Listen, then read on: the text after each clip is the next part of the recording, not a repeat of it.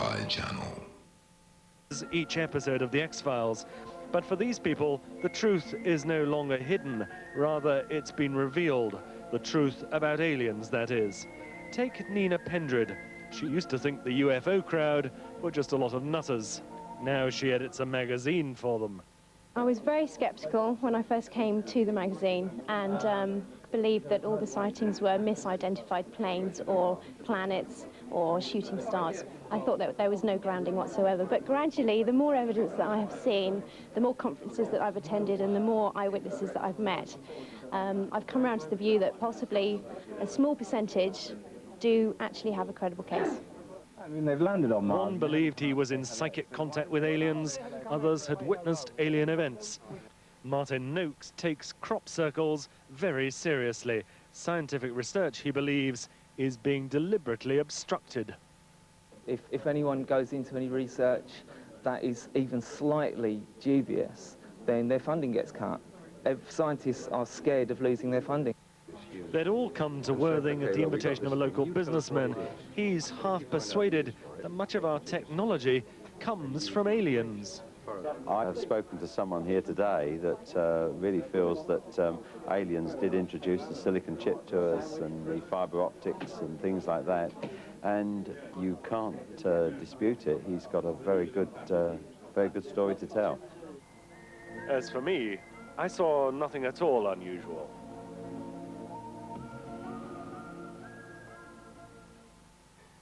Well, I mentioned the UFO community, and I have two representatives of that community here with me this morning. Marcus Allen, who runs Nexus magazine, and Bruce Baker, who calls himself the Pendulum Professor. Bruce in a minute, but Marcus first. This idea that some of our technology may actually originate from aliens, I mean, it sounds completely wacky, but is there any possibility of that being true, do you think? It does sound wacky when you look at it from that point of view, because where are the aliens who brought this technology along? We should go back about 50 years to what most people would know as the Roswell incident, a craft that appeared to crash in the southwest states of America. Now, the American military recovered that craft. You can't see it today, obviously. And if they recovered that craft, we'll assume for a moment they did, within that craft were contained a considerable amount of technology. But at that time, 1947, nobody really knew what this technology was. And it was held, and nobody really knew what to do with it until about 1961-62, in the Pentagon, one of the American Army colonels who had been given the responsibility of trying to sort this stuff out, decided, well, he would take some of these strange artifacts to some of the big defense contractors in America.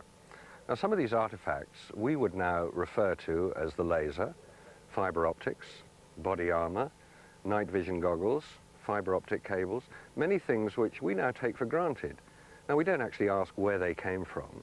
We don't say, oh, look, they're aliens. But even the companies that were responsible for, if you like, back engineering these artifacts wouldn't necessarily know that they'd come from Roswell. Do you believe this?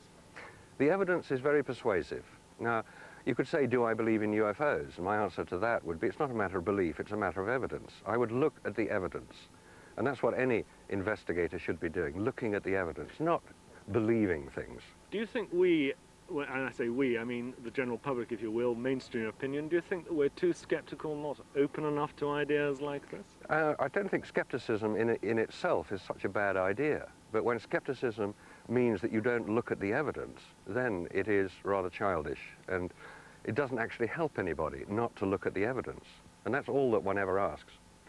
Bruce, if I could turn to you now. You call yourself the Pendulum Professor, don't you? You're someone who thinks that you have plenty of evidence that there are UFOs and aliens. Well, I have evidence. In other words, I get reactions from the pendulum. And to be honest, I thought, well, perhaps I'm kidding myself, and I was terrified that I might kill other people. But fortunately, I'm told that people saying the same thing as I am. You've brought up some of your gear this morning. You have a xylophone here. What is all this stuff? And how Well, the xylophone is a pleasant way of letting the aliens know that I want to talk to them. You actually talk to the aliens? Well, that is to say, I ask them questions.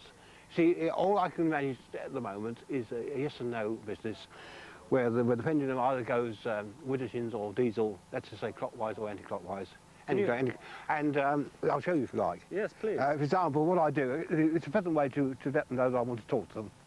I've owned a little tune, not a very good one because I'm not very musical, but at least the thought is there, you see. And so...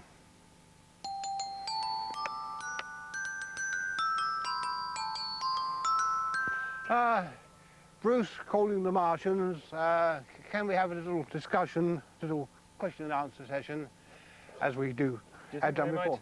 Perhaps they might be put off by all the rest of us around here. Oh, that's a good question. Well, I'll ask them.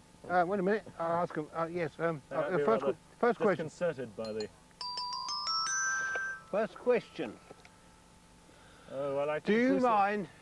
I think actually, Bruce, that we're going to run out of time with the Martians. Actually, that Are we? We are. I'm sorry, what a but pity. from What a pity. Sisterly Hill and the Pendulum Professor, we must say goodbye from Sussex. Sammy wins, Sammy loses. Thanks very much indeed.